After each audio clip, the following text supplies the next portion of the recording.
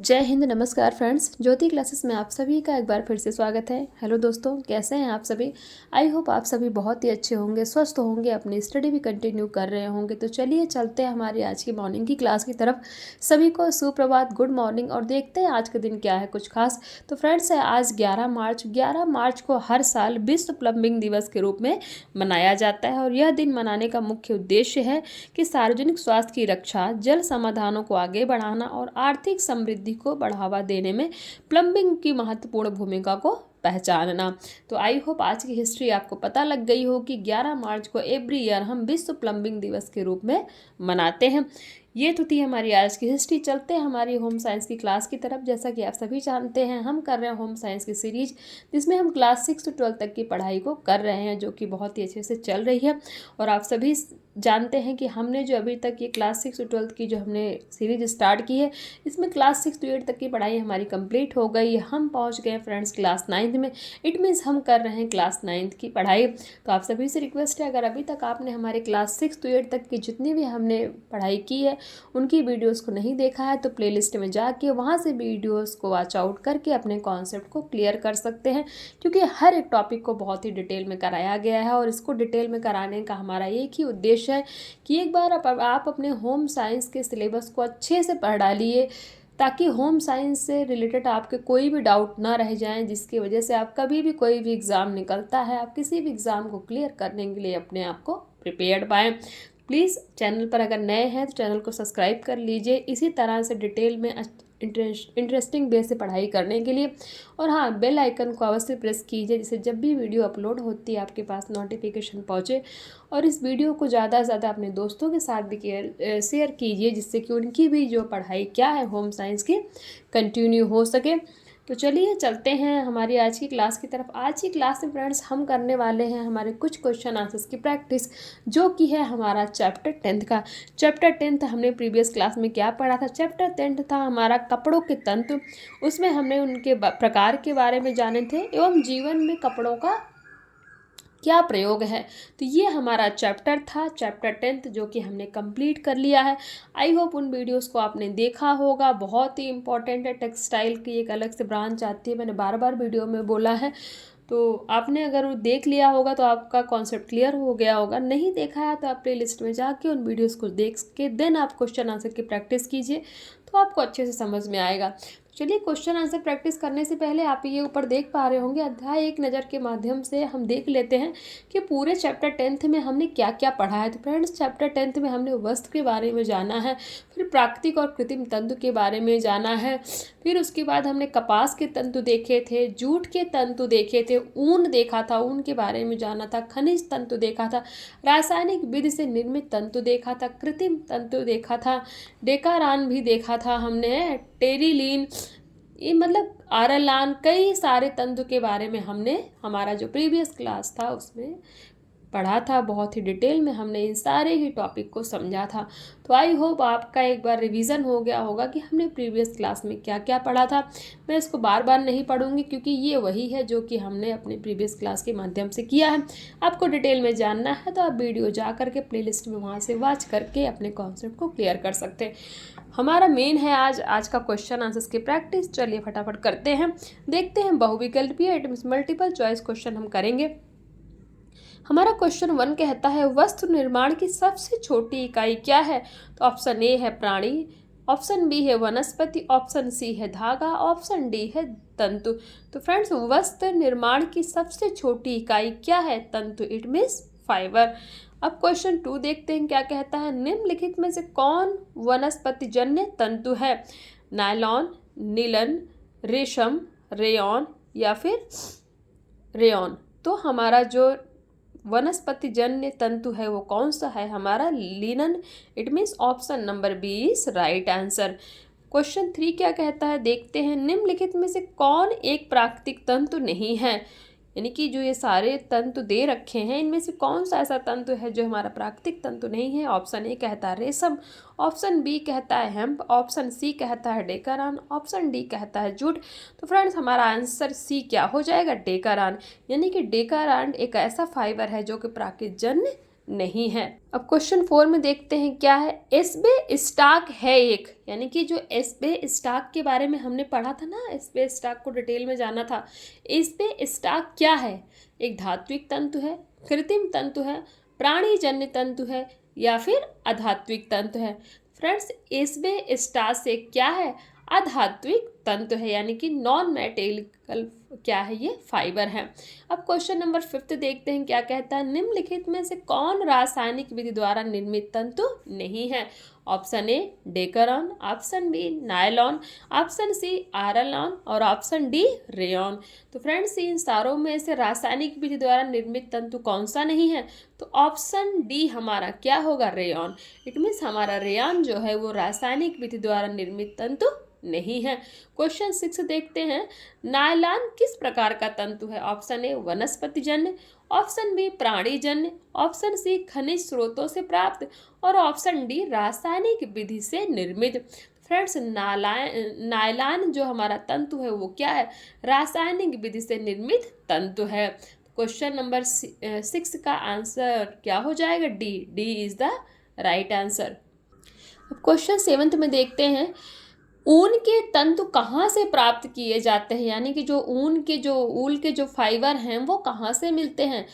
Option A बकरियों से, option B घोड़ों से, ऑप्शन सी भेड़ों से या फिर ऑप्शन डी ये सभी। तो फ्रेंड्स, जो ऊन के जो तंतु हैं वो हमें कहाँ से मिलते हैं? इन सभी से मिलते हैं, यानी कि बकरियों से भी ऊन मिलता है, घोड़ों से भी मिलता है, भेड़ों से भी मिलता है और डी ये सभी तो है ही। It means answer number D is right answer. अब देख लेते हैं क्वेश्चन 8 क्या कहता है। ऊन के तंतुओं की अंतिम परत क्या कहलाती है? Option A cortex, option B medulla, option C रक्षात्मक, ऑप्शन डी इनमें से कोई नहीं। तो फ्रेंड्स, ऊन के तंतुओं की जो अंतिम परत होती है ना, उसको हम क्या कहते हैं? मेड्यूला के नाम से जानते हैं। तो option number B is right answer. Question 9 क्या कहता है। रेशम किस प्रकार का तंतु है? ऑप्शन ए वनस्पतिजन्य, ऑप्शन बी प्राणीजन्य, ऑप्शन सी रासायनिक एंड ऑप्शन डी इनमें से कोई नहीं। तो फ्रेंड्स, रेशम जो है हमारा क्या है? प्राणीजन्य तंतु है। इट मीन्स प्राणियों से पाया जाता है।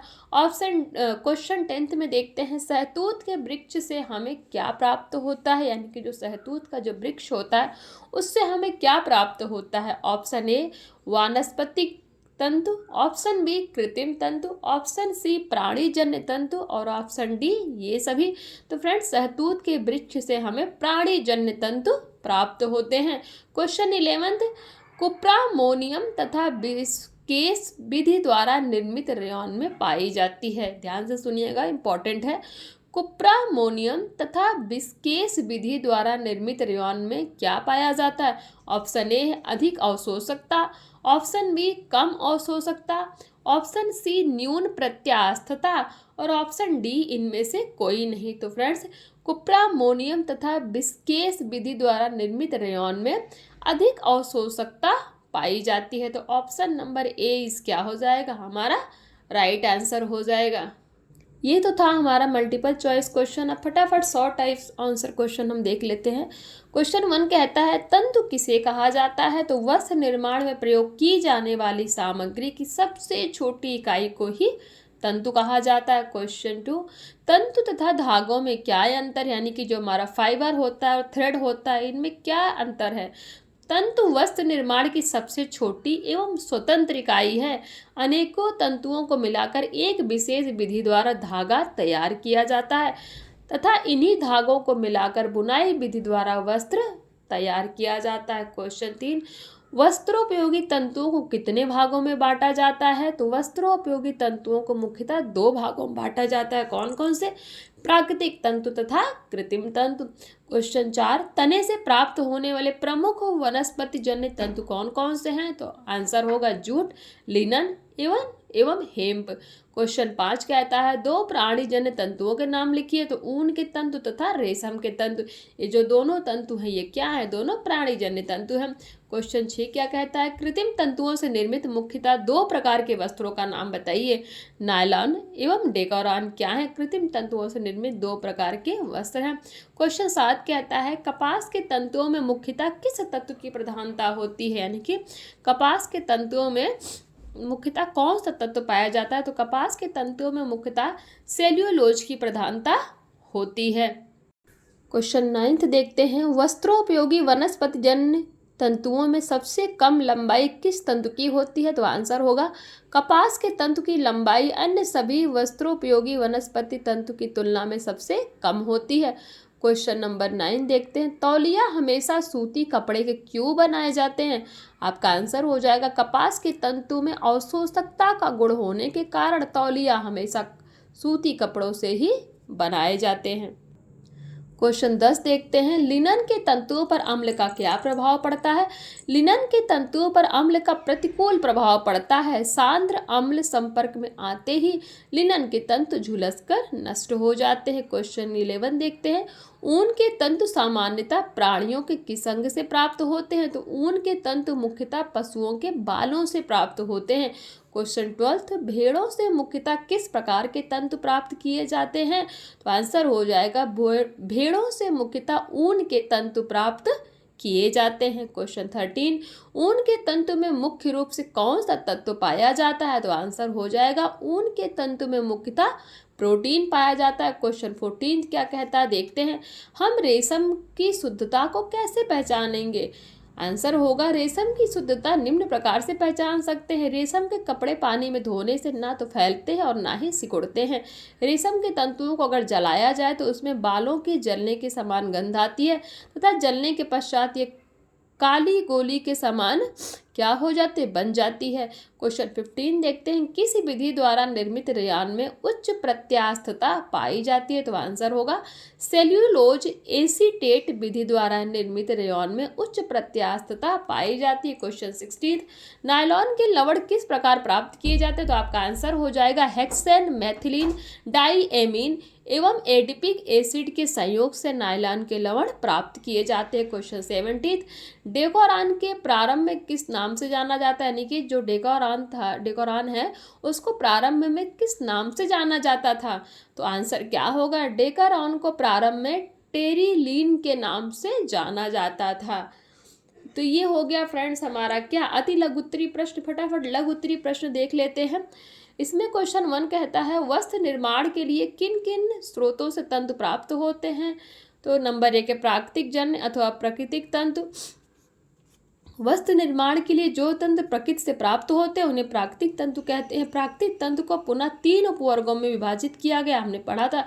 वनस्पति जन्य तंतु ऑप्शन बी, प्राणी जन्य तंतु ऑप्शन सी, खनिज स्रोतों से प्राप्त तंतु। नंबर 2 है हमारा कृत्रिम तंतु। एक तो प्राकृतिक जन्य देख लिया और दूसरा कृत्रिम तंतु था ना। वस्त्र निर्माण के लिए रासायनिक तथा यांत्रिक विधियों द्वारा प्रयोगशाला में तैयार किए गए तंतु को कृत्रिम तंतु कहा जाता है। इन तंतुओं से तैयार किए गए वस्त्र प्राकृतिक तंतु से तैयार वस्त्रों की अपेक्षा अधिक टिकाऊ एवं मजबूत होते हैं। कृत्रिम तंतु भी 2 प्रकार के होते हैं, यांत्रिक विधि द्वारा निर्मित और रासायनिक विधि द्वारा निर्मित तंतु। तो ये कितने हो गए फ्रेंड्स? 2 प्रकार के हो गए। किसके बारे में हमने देखा? कृत्रिम तंतु के बारे में देखा। अब क्वेश्चन 2 देख लेते हैं, प्राकृतिक तंतु क्या है, इसके प्रमुख प्रकारों को बताइए। तो आंसर हो जाएगा वस्त्र निर्माण के लिए जो तंतु प्राकृतिक स्रोतों से प्राप्त होते हैं उन्हें ही प्राकृतिक तंतु कहा जाता है। प्रमुख प्राकृतिक तंतु निम्नलिखित है। नंबर 1 वनस्पति जन्य तंतु। इस वर्ग के तंतुओं को प्राकृतिक वनस्पति से प्राप्त किया जाता है। इन तंतुओं का संगठन कार्बनिक होता है एवं इनका अधिकांश भाग सेल्यूलोज से निर्मित होता है, इसलिए इन्हें सेल्यूलोज तंतु भी कहा जाता है। इन तंतुओं में कार्बन के अतिरिक्त हाइड्रोजन एवं ऑक्सीजन का अंश भी रहता है। नंबर 2 प्राणीजन्य तंतु। प्रकृति में प्राणियों एवं जंतुओं से प्राप्त होने वाले तंतुओं को प्राणीजन्य तंतु कहा जाता है। ये तंतु प्रमुखतः प्रोटीन से बने होते हैं, इसलिए ये तंतु प्रोटीन तंतु भी कहलाते हैं। कौन से ऐसे तंतु हैं जिनको प्रोटीन तंतु के नाम से जाना जाता है? तो हमारा क्या हो जाएगा आंसर, प्राणीजन्य जो तंतु हैं उनको प्रोटीन तंतु के नाम से भी जाना जाता है। रेशम एवं ऊन इस तंतु के प्रमुख उदाहरण हैं। पॉइंट 3 हो जाएगा, खनिज स्रोतों से प्राप्त होने वाले तंतु। खनिज स्रोतों से धात्विक एवं अधात्विक 2 प्रकार के तंतु प्राप्त होते हैं। सोना एवं चांदी धात्विक एवं वस्त्रोपयोगी तंतु है, जबकि एस्बेस्टास अधात्विक वस्त्रोपयोगी तंतु है। अब देख लेते हैं क्वेश्चन 3 क्या कहता है, प्राकृतिक एवं कृत्रिम तंतु में अंतर स्पष्ट कीजिए। हमने पढ़ा था प्राकृतिक तंतु और कृत्रिम तंतु। ये आप देख पा रहे होंगे कि प्राकृतिक तंतु इन्हें क्या प्राकृतिक स्रोतों से प्राप्त किया जाता है। कृत्रिम तंतु इन्हें प्रयोगशाला में कृत्रिम विधि से तैयार किए किया जाता है। कृत्रिम इट मीन्स आर्टिफिशियल मेथड से। और प्राकृतिक में दूसरा पॉइंट देखते हैं, इनके गुण प्रकृति प्रदत्त तथा पूर्व निश्चित होते हैं और कृत्रिम तंतु में इनके गुण वैज्ञानिकों द्वारा निर्धारित किए जाते हैं तथा आवश्यकता अनुसार इनमें परिवर्तन भी किया जाता है। प्राकृतिक तंतु इनकी लंबाई, आकार, रंग एवं संगठन इत्यादि निश्चित होते हैं और कृत्रिम तंतु में इनकी लंबाई, रंग एवं संगठन इत्यादि गुणों में परिवर्तन संभव है। प्राकृतिक तंत्र में दूसरा पॉइंट, इनकी प्राप्ति के स्रोत सीमित हैं, इसलिए इन्हें सीमित मात्रा में प्राप्त किया जाता है और कृत्रिम तंतु में इन्हें आवश्यकता अनुसार कितनी भी मात्रा में तैयार किया जा सकता है।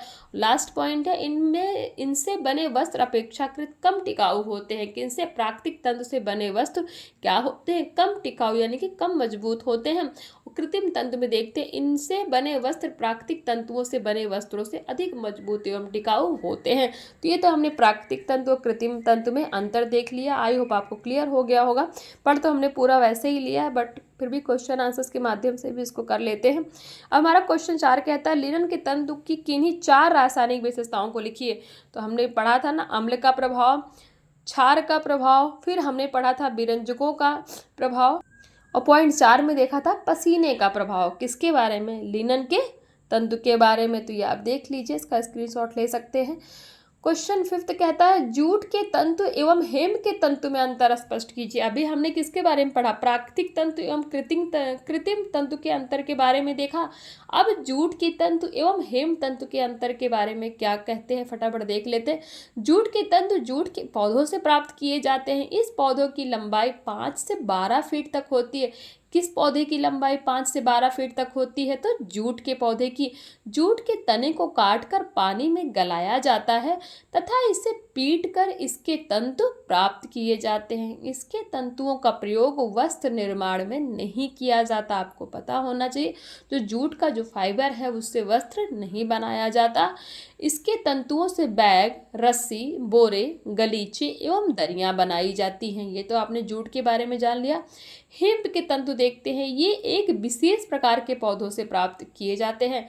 इसके तंतुओं में लचीलापन एवं ऐंठन का अभाव होता है, जिस कारण इससे वस्त्र निर्माण नहीं किए जाते। इनके तंतु काले एवं सफेद रंग के होते हैं। कागज उद्योग में इनके तंतुओं का सर्वाधिक उपयोग किया जाता है। इसके अतिरिक्त कालीन, रस्सी एवं जूते के निचले भाग इससे बनाए जाते हैं। तो आपने जूट के तंतु एवं हेम्प के तंतु में अंतर आपको आई होप स्पष्ट हो गया होगा। तो जूट का भी जो तंतु है फ्रेंड्स, ये भी, इससे भी वस्त्र निर्माण नहीं होता, पहले तो ये जान लीजिए। और जो हमारा हेम्प का तंतु है, इससे भी हमारा वस्त्र निर्माण नहीं होता। क्वेश्चन 6 कहता है, ऊन के तंतु क्या हैं? इनकी प्रमुख भौतिक विशेषताओं को बताइए। तो देखते हैं, ऊन प्राणीजन्य प्राकृतिक तंतु है। ऊन क्या है? प्राणीजन्य प्राकृतिक तंतु है। ऊन की प्राप्ति पशुओं के बालों से होती है। सर्वाधिक ऊन की प्राप्ति भेड़ों से होती है, यानी कि ज़्यादा से ज़्यादा ऊन हमें कहाँ से प्राप्त होता है? भेड़ों से प्राप्त होता है। इसके अतिरिक्त खरगोश, बकरी, लामा, लोमड़ी, ऊंट, घोड़े इत्यादि पशुओं के बालों से भी वस्त्रोपयोगी ऊन प्राप्त की जाती है। यानी कि ज़्यादा ऊन की प्राप्ति हमें भेड़ों से होती है, बट इनके अलावा भी खरगोश हो गया, बकरी हो गया, लामा हो गया, लोमड़ी, ऊंट, घोड़े और कई सारे जानवर हैं, उनसे भी हमें क्या होती है? ऊन की प्राप्ति होती है। मेरिनो भेड़, कश्मीरी बकरी, अंगोरा बकरी एवं अंगोरा खरगोश से प्राप्त होने वाले ऊन क्या होते हैं? उत्तम श्रेणी के होते हैं। यानी कि इनसे जो ऊन प्राप्त होते हैं वो बहुत ही अच्छी क्वालिटी के होते हैं। ऊन के संगठन तथा प्रत्यास्थता के गुणों को निम्न प्रकार से समझा जा सकता है। कैसे? एक में संगठन, इनका कंपोजिशन देखते हैं। ऊन के तंतुओं को पशुओं के बालों से प्राप्त किया जाता है, इस कारण ऊन के तंतुओं में प्रोटीन की अधिक मात्रा पाई जाती है। ऊन की एकमात्र ऐसा रेशा है जिसमें सल्फर पाया जाता है। तो कौन सा ऐसा रेशा, इट मीन्स कौन सा ऐसा फाइबर है, आपसे क्वेश्चन पूछ लिया गया कि जिसमें सल्फर पाया जाता है, तो वो आपको पता होना चाहिए। वो फाइबर हमारा क्या है? वो फाइबर है हमारा ऊन। ऊन के तंतुओं में 40% कार्बन, 24% ऑक्सीजन, 16% नाइट्रोजन, 7% हाइड्रोजन तथा 4% गंधक पाई जाती है। ये भी आपको पता होना चाहिए कि ऊन के तंतुओं में कितने कितने परसेंट तक क्या क्या पाया जाता है। अब पॉइंट 2 प्रत्यास्थता देख लेते हैं ऊन की। ऊनी तंतुओं में अन्य वस्त्रोपयोगी तंतुओं की अपेक्षा प्रत्यास्थता का गुण अधिक पाया जाता है। ऊन खींचने पर अपनी मौलिक लंबाई से 30% तक अधिक लंबा हो जाता है। तो ये तो आपने ऊन को हमने पहले भी पढ़ा है, बट क्वेश्चन आंसर्स के माध्यम से आई होप आपका एक बार फिर से रिवीजन हो गया। क्वेश्चन 7 देखते हैं, रेयान के तंतु की 4 प्रमुख रासायनिक विशेषताओं को बताइए। तो उत्तर हो जाएगा, एक तो है इसका अम्ल का प्रभाव। हल्के कार्बनिक अम्लों फार्मिक एवं एसिटिक एसिड का रेयॉन के तंतुओं पर कोई प्रतिकूल प्रभाव नहीं पड़ता, परंतु सांद्र अम्लों इट मीन्स नमक, गंधक इत्यादि के संपर्क में आते ही रेयॉन के तंतु तुरंत क्या हो जाते हैं, तुरंत ही नष्ट हो जाते हैं। पॉइंट 3 है क्षार का प्रभाव। हल्के क्षारों से रेयॉन के तंतुओं पर कोई प्रतिकूल प्रभाव नहीं पड़ता, परंतु सांद्र क्षार रेयॉन के तंतुओं को नष्ट कर देते हैं। पॉइंट 3 रंग चढ़ाना। इसके तंतुओं से बने वस्त्रों पर आसानी से रंग चढ़ाया जा सकता है। कास्टिक सोडा जैसे क्षार इसकी तनाव सामर्थ्य नष्ट कर देते हैं। पॉइंट 4 है विरंजकों का प्रभाव। विरंजकों से रेयॉन के तंतुओं पर प्रतिकूल प्रभाव पड़ता है। इसके वस्त्रों पर विरंजक के लिए सामान्यतः हाइड्रोजन पराक्साइड का प्रयोग किया जाता है। तो ये हमने जान लिया रेयॉन के बारे में। अब देखते क्वेश्चन 8 कहता है, रेशम के तंतु का सामान्य परिचय दीजिए। हमने पढ़ा है, मुझे ज़्यादा बताने की जरूरत नहीं है, फिर भी फटाफट से एक बार पढ़ देती हूँ, आपका रिवीजन हो जाएगा। रेशम एक प्राणीजन्य प्राकृतिक तंतु है जो एक विशेष प्रकार के कीड़ों से प्राप्त किया जाता है। रेशम के तंतुओं में भी प्रोटीन की पर्याप्त मात्रा होती, इस कारण इसे प्रोटीन तंतु भी कहा जाता है। जिस कीड़े से रेशम के तंतुओं को प्राप्त किया जाता है उसकी मुख्य रूप से 2 जातियां होती है। कौन सी? प्रथम बॉम्बॉक्सी मोरी जो सहतूत के पेड़ों पर पाया जाता था। द्वितीय एंथ्रापर्नी है जो ओक नामक जंगली वृक्ष पर पाया जाता है।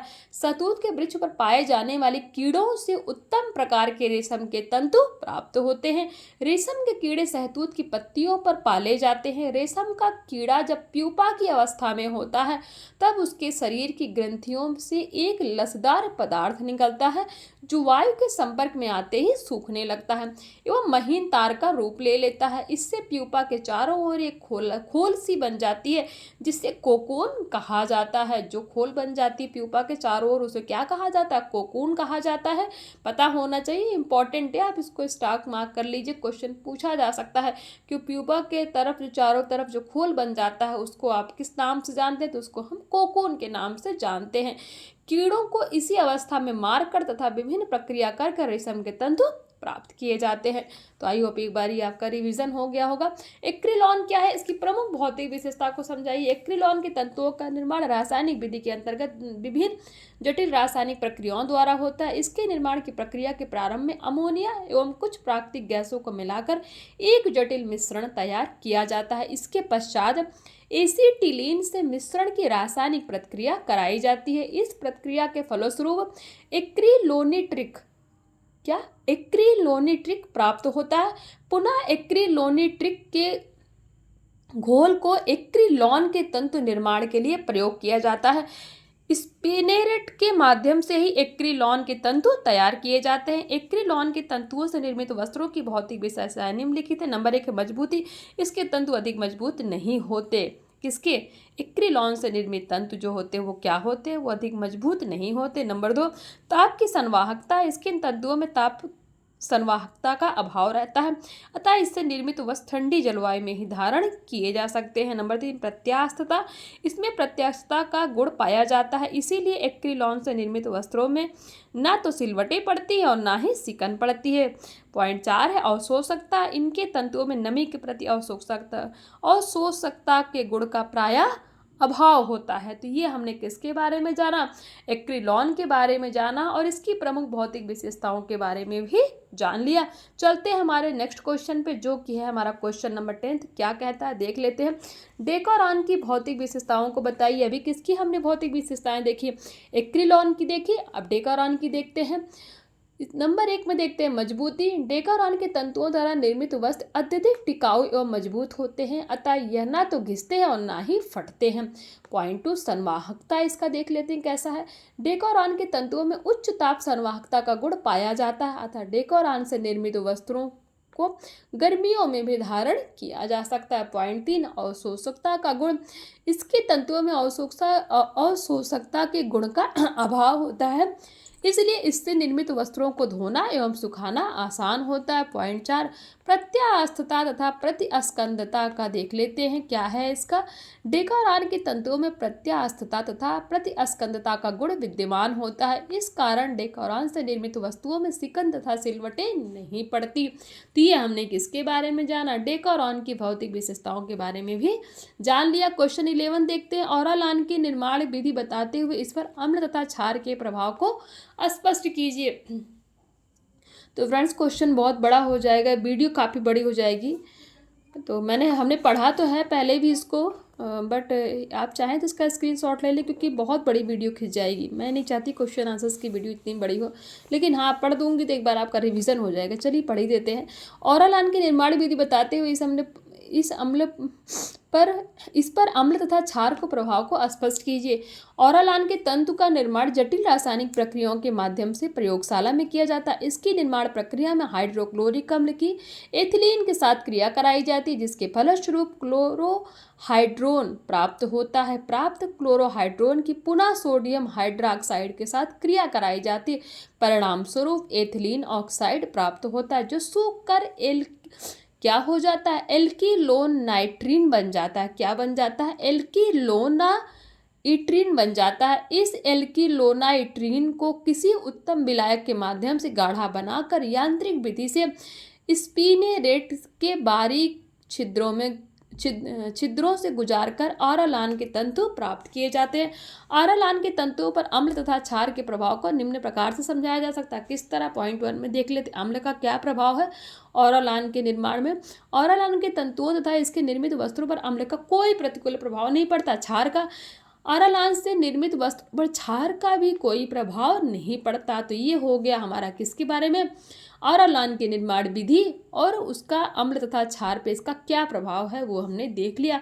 क्वेश्चन 12 देख लेते हैं। वस्त्रों से व्यक्ति की सामाजिक प्रतिष्ठा कैसे बनती है। वस्त्र का हमारे जीवन में घनिष्ठ संबंध होता है। व्यक्ति अपने जीवन में वस्त्र का उपयोग परिधान के अतिरिक्त अनेक प्रकार के कार्यों में करता है।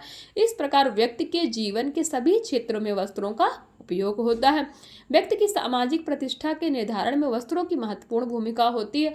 पारंपरिक रूप से समाज के कुछ धनवान व्यक्ति वस्त्र धारण कर अपनी सामाजिक प्रतिष्ठा का प्रदर्शन करते हैं। वस्त्रों की कीमत के अतिरिक्त वस्त्रों की कलात्मकता एवं उपयुक्तता भी व्यक्ति की सामाजिक प्रतिष्ठा बढ़ाती है। वस्त्र व्यक्ति को सौम्यता प्रदान करते हैं। वस्त्रों से व्यक्ति की रुचि तथा सौंदर्य के बोध का प्रदर्शन होता है। तो ये हमने जाना क्या, वस्त्रों से व्यक्ति की सामाजिक प्रतिष्ठा कैसे बनती है उसके बारे में जाना। क्वेश्चन 13 देख लेते हैं। वस्त्र व्यक्ति को विशिष्ट पहचान कैसे प्रदान करते हैं, देख लेते हैं। वस्त्र व्यक्ति की विशिष्ट पहचान को निर्धारित करते हैं। प्रत्येक क्षेत्र, देश, समुदाय एवं धर्म इतिहास से संबंधित अलग अलग वेशभूषा होती है, जिसे विश्व की किसी भी जगह पर देखकर उनकी पहचान को निर्धारित किया जा सकता है। जैसे धोती कुर्ता एवं टोपी पहने कोई व्यक्ति जर्मनी में हो तो उसकी वेशभूषा को देखकर लोग उनकी पहचान भारतीय के रूप में करते हैं। इसी प्रकार सिर पर पगड़ी बांधे व्यक्ति की पहचान सिर्फ सिख धर्म के अनुयायियों के रूप में होती है। इसी प्रकार सेना, पुलिस, डाक तार विभाग तथा किसी विशेष विभाग एवं संस्था से जुड़े व्यक्तियों की पहचान उनकी वेशभूषा के आधार पर ही की जाती है। इसके अतिरिक्त स्कूल कॉलेजों में अध्ययनरत छात्र छात्राओं की पहचान भी वेशभूषा से ही होती है। तो ये फ्रेंड्स हमारा हो गया क्या, हमने देख लिया हमारा लघु उत्तरीय क्वेश्चंस के बारे में जान लिया। दीर्घ उत्तरीय क्वेश्चंस में कुछ है नहीं, वही है जो हमने पूरे चैप्टर में पढ़ा है। तो इसी के साथ फ्रेंड्स हमारा जो है ये चैप्टर कंप्लीट होता है, इसके क्वेश्चन आंसर्स कंप्लीट होते हैं। हमने कर लिया क्लास 9 का चैप्टर 10 पूरा कंप्लीट। आई होप ये पूरा आपको चैप्टर 10 समझ में आया होगा, क्योंकि बहुत ही इंपॉर्टेंट, मैं बार बार बोल रही हूँ कि टेक्सटाइल की एक अलग ब्रांच आती है, जिसमें जो भी हमारे जो है टीजीटी, पीजीटी, नेट किसी भी चीज़ की तैयारी कर रहे होंगे उन सभी को पता है टेक्सटाइल अपने आप में बहुत ब्रॉड है, इसकी एक अलग ही ब्रांच पढ़नी पड़ती, जो कि हमने फर्स्ट टाइम अपने पूरी सीरीज में भी इसके बारे में पढ़ा है। तो आई होप ये क्लास आपको समझ में आई हो, हर एक टॉपिक आपको क्लियर हुआ हो, क्वेश्चन आंसर के माध्यम से और भी अच्छे से आपका रिवीजन हुआ हो। तो मिलते हैं हमारी नेक्स्ट क्लास में, जिसमें हम करेंगे हमारा क्लास 9 का चैप्टर 11 कवर। तब तक के लिए जय हिंद, नमस्कार। हंसते रहिए, मुस्कुराते रहिए, एक दूसरे की हेल्प करते रहिए। और हाँ फ्रेंड्स, चैनल पर नए आए हैं तो चैनल को सब्सक्राइब भी अवश्य करिए।